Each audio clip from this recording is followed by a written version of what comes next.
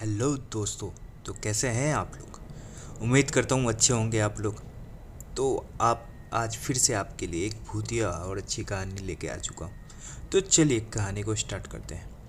शहर में एक अजीब अफवाह फैल रही थी कि लोगों को भूत का फ़ोन आ रहा है। और तो और कई लोगों ने अपने मोबाइल स्क्रीन पर भूत का नंबर तक दिखाया, लेकिन किसी के पास कोई तथ्य नहीं जिनसे ये साबित किया जा सके उनके बातों में सच्चाई है। लेकिन जब तक यह केवल मजाक तक सीमित था, तब तक लोग इसे हल्के में ले रहे थे। लेकिन एक घटना से सबके कान खड़े हो गए। एक दिन एक व्यक्ति मोबाइल में बात करते हुए अपने बिल्डिंग के छत से कूद जाता है और नीचे गिरते ही उसकी मौत हो जाती है। शहर में एक व्यक्ति की आत्महत्या आम बात है, लेकिन फ़ोन में बात करते हुए कूदना, इसका मतलब वह किसी न किसी से तो अपने मरने की वजह बता रहा था। इसीलिए पुलिस तहकीकात को आगे बढ़ाती है और उस व्यक्ति के मोबाइल की आखिरी कॉल रिकॉर्डिंग मंगवाई जाती है। लेकिन ताज्जुब की बात तो ये थी कि उस समय उसके फ़ोन में किसी का कॉल नहीं आया था। पुलिस की चिंताएं और बढ़ जाती है क्योंकि लोगों की भीड़ ने उस व्यक्ति को फ़ोन पे बात करते हुए देखा था। तो क्या यह व्यक्ति फ़ोन पे बात करने का नाटक कर रहा था? गुत्थी उलझती जा रही थी। एक और हादसे से शहर में दहशत के बादल मंडराने लगे। एक और व्यक्ति रेलवे स्टेशन पर फ़ोन में बात करते करते आ रही ट्रेन के आगे कूदकर अपनी जान दे देता है। और जब उसके मोबाइल की जांच की जाती है तो उसमें भी यही पता चलता है कि उसके फ़ोन में किसी का कॉल नहीं आया था। न्यूज़ के माध्यम से खबरों से ज़्यादा अफवाहें फैल रही थी। हर कोई भूत का नंबर जानना चाहता था।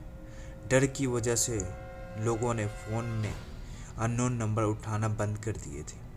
मामला पुलिस की पहुंच से ऊपर था, इसीलिए भूत का विशेषज्ञ को बुलाया गया था। उन्हें मामले की जानकारी पहले से ही थी, इसीलिए बिना देरी किए गए मारे गए व्यक्तियों के मोबाइल की नेटवर्क रिपोर्ट मंगवाते हैं, जिसकी फ्रीक्वेंसी से उन्हें पता चलता है कि उनके फ़ोन में भले ही किसी का कॉल नहीं आया, लेकिन फ़ोन से किसी का नेटवर्क कनेक्ट ज़रूर हुआ है। मामला डिजिटल टेक्नोलॉजी का था, इसीलिए इन्वेस्टिगेशन में डाटा साइंटिस्ट को भी शामिल किया जाता है। इन्वेस्टिगेशन चल ही रहा था कि अचानक शहर में 3 लोग और अलग अलग तरीके से आत्महत्या कर लेते हैं। इससे शहर में दहशत का माहौल बनता जा रहा था।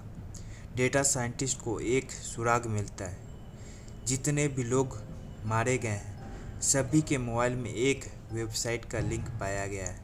वह वेबसाइट में बहुत से भूतिया मंत्र लिखे हुए हैं और उन्हीं मंत्रों में एक भूतिया नंबर भी है, जिसके माध्यम से रिकॉर्डेड मैसेज भेजा जाता है। और मैसेज को सुनते ही कोई भी व्यक्ति सम्मोहित होकर अपनी जान दे देता है।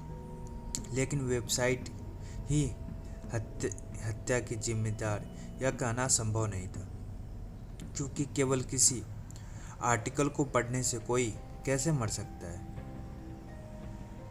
इसी बीच विशेषज्ञ आर्टिकल को गहराई से जांच करते हैं और पता चलता है कि वह कोई साधारण मंत्र नहीं, बल्कि वशीकरण मंत्र लिखे गए, जिनके माध्यम से लोगों को पहले तो सम्मोहित किया जाता है, फिर उनके मोबाइल में एक रिकॉर्डेड मैसेज के जरिए उन्हें आत्महत्या करने के लिए निर्देश भेज दिए जाते हैं। पुलिस को ये हत्या के कारण का पता तो चल गया, लेकिन इसके पीछे कौन है यह अभी भी जानना बाकी था।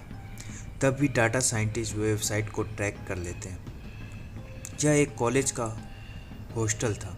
वेबसाइट को लोकेशन का पता चलते ही पुलिस हॉस्टल के कमरे को घेर लेती है और उस लड़के को गिरफ्तार कर लिया जाता है, जिससे कंप्यूटर से यह वेबसाइट चलाई जा रही थी। लड़के के कमरे में बहुत सारे कॉकरोच, कीड़े मकोड़े और मरे हुए चूहे डले हुए थे। वह किसी जानवर की तरह उस कमरे में रह रहा था।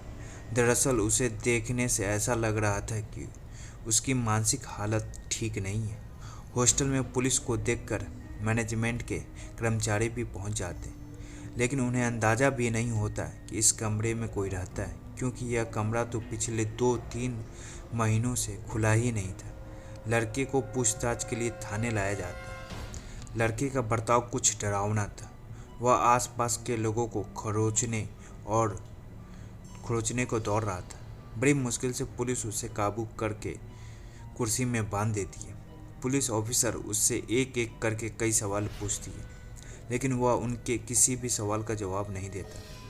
पुलिस ऑफिसर थोड़ा सख्ती से पूछताछ करने का प्रयास करती है, लेकिन वह कोई प्रतिक्रिया नहीं देता। पुलिस ऑफिसर भूत विशेषज्ञ को लड़के से पूछताछ करने को कहती है। भूत विशेषज्ञ को पहले ही पता था कि वह लड़का साधारण स्वभाव का नहीं, पक्का किसी प्रेत आत्मा ने उस पर कब्जा किया हुआ है। भूत विशेषज्ञ अपने यंत्रों से लड़के को अपने काबू में करती है और उसे एक एक करके सवाल पूछना शुरू कर देती है। लड़का जोरदार आवाज में जवाब देता है और 1 घंटे की पूछताछ के बाद पता चलता है कि उसके अंदर उसी के दोस्त का एक भूत आ चुका है, जिसने 3 महीने पहले आत्महत्या की थी। दरअसल वह मानसिक तनाव से गुजर रहा था, जिस वजह से उसने मौत को गले लगा लिया था।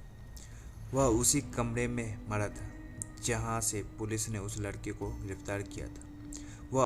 वह अपने दोस्त के शरीर के अंदर प्रवेश करके लोगों को हत्याएं करा रहा था। उसी ने वह वेबसाइट बनाई थी जिसे वह उस लड़के के शरीर के अंदर रहते हुए चला रहा था।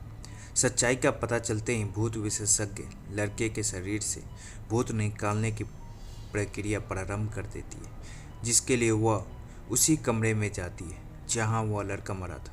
वहां वह अपने इलेक्ट्रॉनिक डिवाइस के माध्यम से लड़के के ब्रेन से भूतिया आत्मा बाहर कर देती है। लड़का वहीं बेहोश हो जाता है। 12 घंटे तक बेहोश रहने के बाद जब उसे होश आता है, वह धीरे धीरे सामान्य होने लगता है। डाटा साइंटिस्ट वेबसाइट को अब डिलीट कर चुके थे।